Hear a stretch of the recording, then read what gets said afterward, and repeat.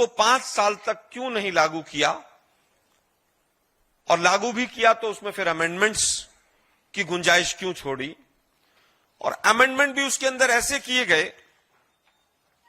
कि 2022 से पहले जितने एडवर्टीजमेंट या प्रोसेस स्टार्ट हुए हैं उनके ऊपर यह एक्ट लागू नहीं होगा।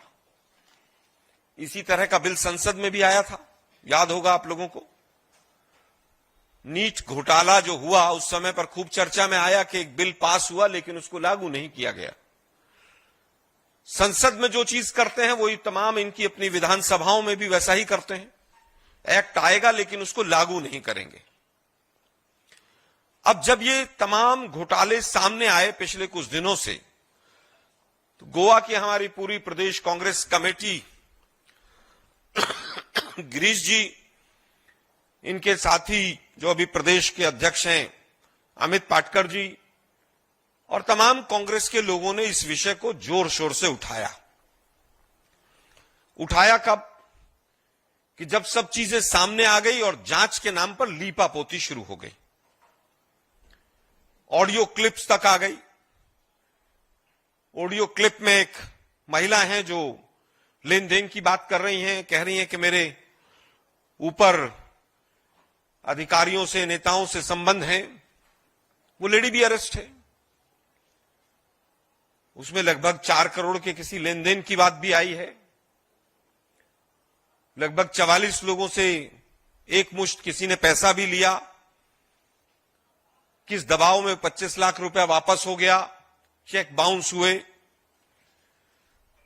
कुल मिलाकर यह है कि पिछले 1-1.5 महीने से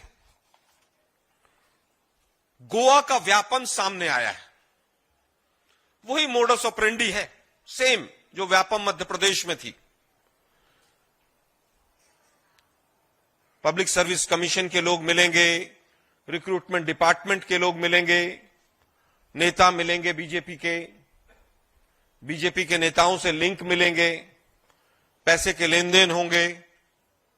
हमारा सीधा सीधा आरोप है कि 2019 के बाद जो जो रिक्रूटमेंट हुई है उसमें प्रोसेस स्कैम है। सही प्रक्रिया को अपनाया नहीं गया है। हमारा आरोप है कि जब जांच हो तो आंसर शीट्स जितनी गई हैं, आंसर शीट्स में हेराफेरी, फेरबदल या कोई और कांड तो नहीं हुआ है। रिजल्ट और फिजिकल एग्जामिनेशन, इनको किसी स्टेज पर बदला तो नहीं गया है।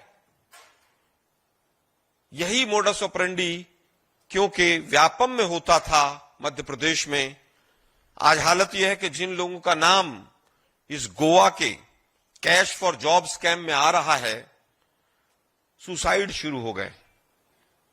एक व्यक्ति 51 वर्ष के थे, मैं नाम लेना ठीक नहीं समझूंगा, जैसे ही उनका नाम आया पिछले कुछ दिनों में सुसाइड हुआ।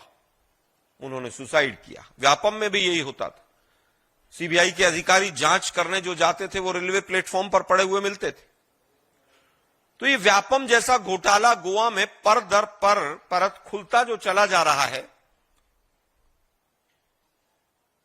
दुर्भाग्य यह है कि जो तमाम चीजें निकलकर सामने आ रही हैं उसमें एक ही चीज है जो बीजेपी और आरएसएस की हमेशा से एक तरीका रहा है, deny, divert and distract.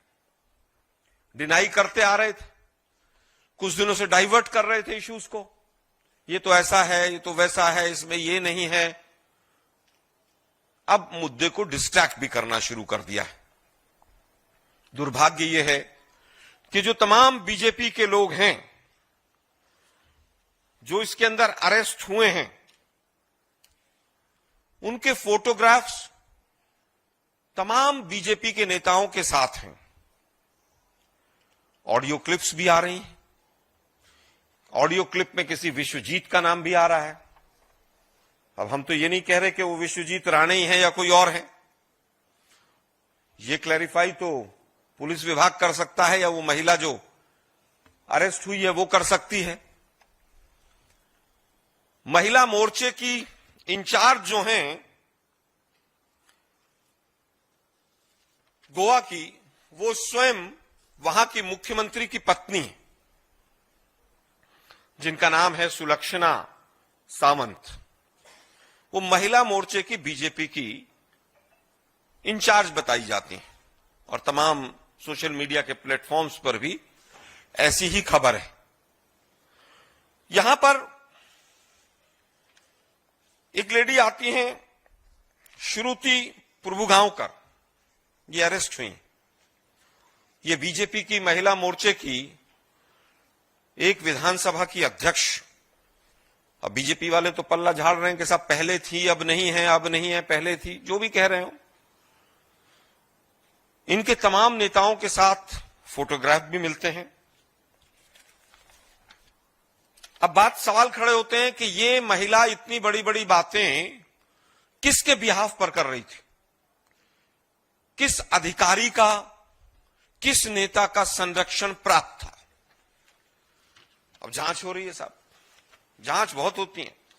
UP में एसआईटी बहुत बनती है, साउथ में जहां जहां इनकी सरकारें, वेस्ट में, वहां जांच बहुत होती है। यूपी में 100 से ज्यादा एसआईटी बनी, आज तक एक का रिजल्ट नहीं आया। जांच कौन कर रहा है? गोवा पुलिस। गोवा पुलिस किसके अधीन है? गृह मंत्री के। और गृह मंत्री कौन है? जो मुख्यमंत्री हैं। और सवालों के घेरे में कौन है? बीजेपी के तमाम जुड़े हुए लोग और स्वयं उनकी पत्नी, वो सवालों के घेरे में है। ये पूछा जाना चाहिए कि भाई क्या इनकी रिक्रूटमेंट, जो महिला मोर्चे की आरोपी मिली है श्रुति प्रभुगांवकर, इनकी रिक्रूटमेंट किसने की थी और ये किसके बिहाफ पर नौकरियां देने की बात करती। ये गोवा का व्यापम पार्ट 2 वहां पर चल रहा है और पूरी तरह से लीपापोती की जा रही है, जैसा कि बीजेपी हमेशा से युवाओं के साथ ठगी करती है, युवाओं के मुद्दों से दूर भागती है। ये एक बहुत बड़ा मुद्दा है क्योंकि वहां पर उनकी सरकार है। जांच के नाम पर लीपापोती, अमेंडमेंट में एक्ट, मुख्यमंत्री की साहब की नीयत पर इसलिए प्रश्न चिन्ह लगते हैं कि जो अमेंडमेंट किया गया वो किसके कहने पर किया गया? वो अमेंडमेंट जो आया कैबिनेट से पास होकर, उसके मुखिया तो आप ही थे मुख्यमंत्री महोदय। वो किसको बचाने के लिए किया गया कि 2022 तक को बचाइए पहले, फिर बाद में देखेंगे आगे का। एक और अमेंडमेंट ले आएंगे, फिर 24 तक वालों को बचा देंगे। ये एक युवाओं के साथ बहुत बड़ा धोखा है।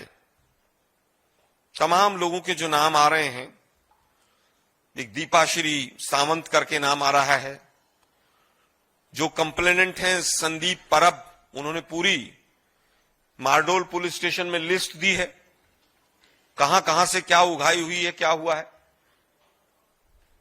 हमारे 2 लोग गए पुलिस स्टेशन एफआईआर की कॉपी लेने, उनको एफआईआर की कॉपी भी नहीं दी कि भाई हम भी लिस्ट पढ़ लें जरा क्या क्या है, कौन कौन है। उसमें कहा गया है कि इस तरह से पैसे वापस हुए, इस तरह से चेक बाउंस हुए हैं। एक किसी पूजा नायक का भी नाम है। हमारे 2-3 सवाल हैं कि 2019 से लेकर 24 तक, पहला सवाल हमारा कि पब्लिक सर्विस कमीशन के थ्रू रिक्रूटमेंट क्यों नहीं शुरू की इन्होंने। ये काम जब वहां पर कमीशन बन गया, एक्ट बन गया, तो क्या धांधली के लिए 5 साल तक आपने उस एक्ट के अधीन आकर रिक्रूटमेंट प्रारंभ नहीं की? 1000 से ज्यादा लगभग रिक्रूटमेंट हैं जो बिना पीएससी के हुई हैं, डिफरेंट डिपार्टमेंट्स ने की हैं। पहला सवाल हमारा, आज का स्टेटस क्या है? क्या आने वाली जो रिक्रूटमेंट्स होंगी वो पीएससी के थ्रू होंगी या कोई और अमेंडमेंट तो आप नहीं लेकर आ जाएंगे? तीसरा सवाल, मुख्यमंत्री की पत्नी साहिबा का क्या संबंध है जो लोग अरेस्ट हो रहे हैं? इस पर मुख्यमंत्री स्वयं आकर जवाब दें, दोनों सवालों पर, क्योंकि मुख्यमंत्री महोदय आपके परिवार के सदस्य कहीं ना कहीं आज कटघरे में है, सवालों के घेरे में। इसके बाद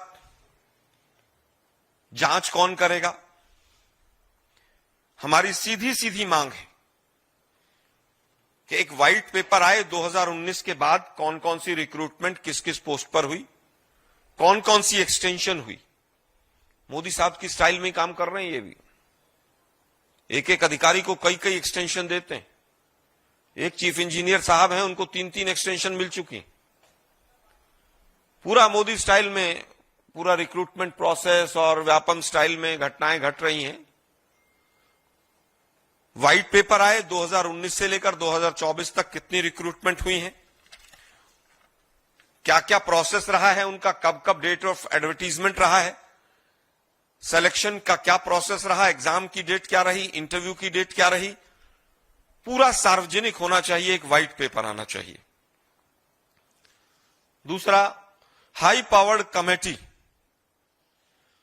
जो इंक्वायरी कमीशन है स्टेट का, उसके अधीन एक रिटायर्ड हाई कोर्ट के जज के तत्वाधान में इस पूरे मैटर की जांच होनी चाहिए। वैसे तो मोदी जी की ईडी सीबीआई बड़ी तेज है, कहीं भी पहुंच जाते हैं, जहां चुनाव होते हैं वहां भाजपा के फ्रंटल ऑर्गेनाइजेशन की तरह आगे आगे चल देते हैं। इनकम टैक्स वाले सबसे आगे चलते हैं, होड़ लगी रहती है कौन जाकर क्या पहले विपक्षी दलों के साथ कार्रवाई शुरू करेगा। क्या ये मामला पूरी तरह से जो कैश फॉर जॉब है ईडी संज्ञान में लेगी उसको? क्या ये पूरी तरह से पीएमएलए का मैटर नहीं है? क्या मनी लॉन्ड्रिंग नहीं है? यहां पर 20-20 एफआईआर हो गई हैं। ईडी वाले कहते हैं साहब हम नए केस को नहीं लेते, पहले एफआईआर होनी चाहिए, अब तो 20-20 एफआईआर हो गई हैं। ऑडियो क्लिप्स भी सामने आ रही हैं, सब कुछ सामने। लेकिन ईडी हो, सीबीआई हो, इनकम टैक्स हो, सब खामोश बैठे। मैं पुनः अपनी बात को दोहराते हुए समापन करूंगा। एक व्हाइट पेपर आए, कौन कौन सी जॉब्स लगी, क्या क्या प्रोसेस था, क्या डेट था।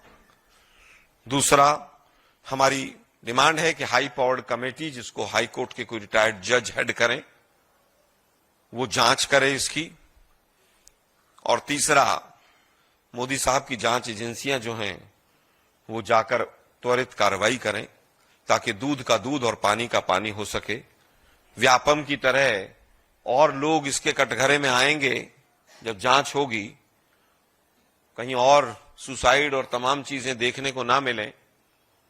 लेकिन दुर्भाग्य है कि भारतीय जनता पार्टी अभी भी इसको पूरी तरह से डाइवर्ट करना चाहती है। मीडिया के साथियों के माध्यम से हम कहना चाहेंगे कि ये विषय युवाओं के साथ जुड़ा हुआ है, इस पर आप हमारा साथ दें ताकि युवाओं को न्याय मिल सके। अब इस विषय से संबंधित आपके कोई भी प्रश्न हैं, सादर आमंत्रित हैं। मैं गिरीश भाई से कहूंगा कि अगर वो कोई चीज ऐड करना चाहें तो वो भी ऐड करें। थैंक यू आलोक जी। आलोक जी ने बहुत विस्तार से पूरी चीजें सामने लाई हैं। तो मुख्यमंत्री का इसमें जो रोल आलोक जी ने बोला कि 2019 में जो एक कमीशन बना, Goa staff selection commission, commission द्वारा इनका रिक्रूटमेंट होना चाहिए था, लेकिन उसके बाद उनको इंप्लीमेंट नहीं किया जाता। एक्ट फोर्स में आता है और बाद में 2-2 अमेंडमेंट लाके एक साल का एक्सटेंशन देते हैं। एक्सटेंशन क्यों देते हैं? ताकि इस लॉ को रिपील करते हैं और डिपार्टमेंट को पावर देते हैं, बल्कि डिपार्टमेंट इसको रिक्रूट करे, क्वेश्चन पेपर डिपार्टमेंट सेट करे, आंसर पेपर डिपार्टमेंट करेक्ट करे, इंटरव्यू डिपार्टमेंट ले, ताकि ये पूरा प्रोसेस कॉम्प्रोमाइज करे। अभी मुख्यमंत्री के स्पोक्स पर्सन बोल रहे कि उन्होंने एक्ट को लागू किया। अगर मुख्यमंत्री इसका क्रेडिट लेना चाहता है कि इस एक्ट को उन्होंने लागू किया, तो 2019 से 2024 तक जो पूरी रिक्रूटमेंट हुई है वो इस एक्ट के अंडर क्यों नहीं हुई? एक कमीशन ने उसको रिक्रूटमेंट क्यों नहीं किया? तो पहले दायरे में जो आता है वो गोवा का मुख्यमंत्री आता है, क्योंकि मुख्यमंत्री ने ये सब फैसिलिटेट किया है डिपार्टमेंट को रिक्रूटमेंट करने के लिए। तो मुख्यमंत्री को जवाब देना चाहिए हर नौजवान को गोवा के जिनको जॉब नहीं मिला है, और जिसको भी जॉब मिला है ऐसा लगता है कि सबने पैसा लेके ही सबको जॉब मिला है। जिसको जॉब नहीं मिला है वो आज पुलिस स्टेशन में जाके कंप्लेन कर रहे हैं। हमने 2020 से मेरे साइन से हमने पूरी लेटर सरकार को दी, पुलिस को दी कि इसके कैसे कैसे चीफ मिनिस्टर का ऑफिस से पैसा लेन देन होता है, कैसे इसको कॉम्प्रोमाइज किया जाता है, कैसे आंसर पेपर स्टूडेंट्स को देते हैं, करेक्शन करके मार्क्स भी बढ़ते हैं। काफी मिनिस्टर्स के जो पीए है जिनको ग्रेजुएशन में पास क्लास से स्कोर हुआ, उनको उनके एग्जाम में 98, 99 स्कोर होता है। तो ये बहुत बड़ा अन्याय गोवा के यूथ के साथ हुआ है।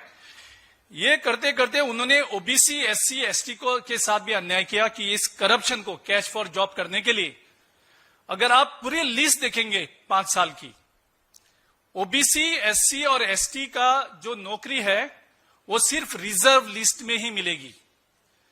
एक भी ओबीसी, एक भी एससी, एक भी एसटी जनरल लिस्ट में उसका नाम भी नहीं आएगा, क्योंकि उनको जॉब जनरल कैटेगरी में बेचना चाहिए। इस वजह से यह अन्याय ओबीसी, एससी, एसटी के साथ भी है। कैश फॉर जॉब स्कैम का ओबीसी, एससी, एसटी के साथ भी उन्होंने अन्याय किया है।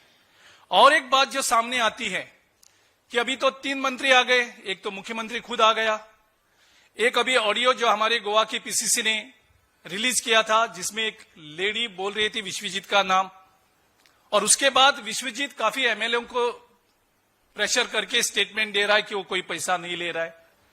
तीसरा मिनिस्टर इन्वॉल्व होता है, जो श्रुति का जब फोटो निकलता है तो उसका लिंक आता है माविन गुदिने के साथ, जो ट्रांसपोर्ट मिनिस्टर है।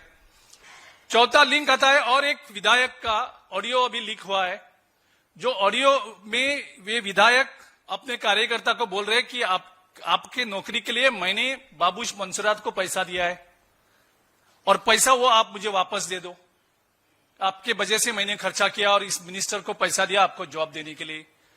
तो पूरे 3 मंत्री तो अभी सामने आए।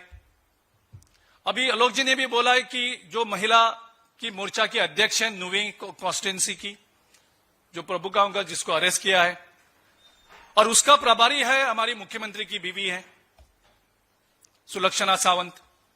सो अभी मुख्यमंत्री को भी ये चीज बोलना चाहिए कि इनका पूरे इस कैश फॉर जॉब जो स्कैम है गोवा का, उसमें उसका लिंक क्या है, क्योंकि जब तक मुख्यमंत्री के साथ होम मिनिस्टर रहेंगे पुलिस फेयर इन्वेस्टिगेशन नहीं होगा। इसके लिए जो आलोक जी ने डिमांड किया है कि उसको फेयर इन्वेस्टिगेशन होना चाहिए, ताकि काफी लोग सामने आएंगे और काफी और मंत्री और सीएम ऑफिस, सीएम के जो नजदीक लोग हैं और ये मंत्री है, किसको किसको पैसा दिया, कौन कौन इसमें सामने है, ये सारी चीज सामने आएंगी जब इन्वेस्टिगेशन एक न्यूट्रल तरीके से होगा। सो इस मांग को हम भी सपोर्ट करते हैं। और एक इंपॉर्टेंट इशू है कि ये जो लोग सामने आए, जिसके पास लोग पैसे देके गए, लिखित आया सब कुछ, तो इनके पास ही लोग क्यों गए?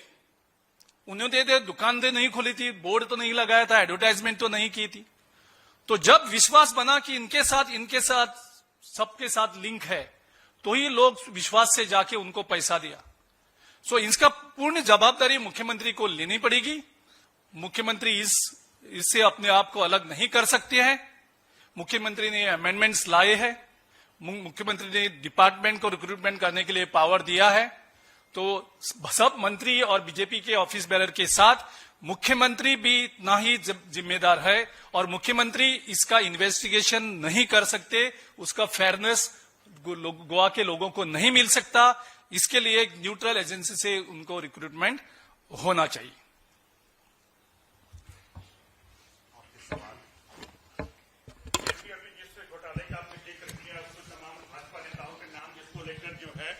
गोवा के मुख्यमंत्री प्रमोद सावंत ने कहा कि गोवा में 5 लाख भाजपा कार्यकर्ता हैं, हम सभी गारंटी नहीं ले सकते। दूसरा सवाल, जिस तरह से आपने तमाम आरोप लगाए, उस पर कल मुख्यमंत्री ने कहा कि जितने लोगों के पैसे लिए गए हैं, जो भी आरोपी हैं, उनको हम जेल भेजेंगे, उनकी प्रॉपर्टी जब्त करके उनको पैसा वापस दिलाएंगे। ये बहुत अच्छा तरीका है। अपने लोगों से चोरी करवाओ, चोरी करते हुए पकड़े जाएं रंगे हाथों, तो कहो साहब देखो हम कितने महान हैं, अब हम पैसे भी वापस करवा रहे हैं। सावंत जी आप धन्य हैं। आपको कहना चाहिए कि हम जांच करेंगे, सबको सख्त से सख्त सजा दिलाएंगे, लेकिन दुर्भाग्य यह है कि आप अपने लोगों की जांच कैसे करेंगे? असली सवाल तो यह गृह मंत्रालय और पुलिस आपके अधीन है और आप ही के लोग कटघरे में हैं। 5 लाख कार्यकर्ता हैं, 10 लाख कार्यकर्ता हैं। अगर बीजेपी के कार्यकर्ता हैं तो जिम्मेवारी कोई नवाज शरीफ तो लेंगे नहीं, जिम्मेवारी भी आपको लेनी पड़ेगी, जांच भी आपको करानी पड़ेगी और मोदी जी को जवाब भी देना पड़ेगा। जो बड़े बड़े नारे लगाते थे, ना खाऊंगा ना खाने दूंगा, मोदी जी आपके लोग तो खा भी रहे हैं और खिला भी रहे हैं।